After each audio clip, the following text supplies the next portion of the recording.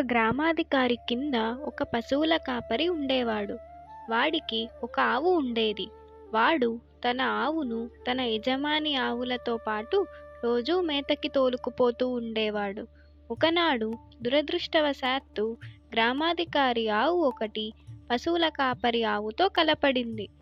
రెండూ పోట్లాడుకున్న మీదట పశువుల కాపరి ఆవు గ్రామాధికారి ఆవును చంపేసింది. పశువుల కాపరి వెంటనే గ్రామాధికారి దగ్గరికి వెళ్ళి, అయ్యా, మీ ఆవు నా ఆవుతో పోట్లాడి చంపేస్తే న్యాయంగా దానికి పరిహారం ఏమిటి అన్నాడు.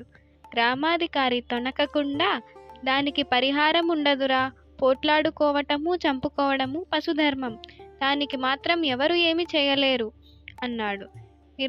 మీరు సరిగ్గా వినలేదులాగుంది.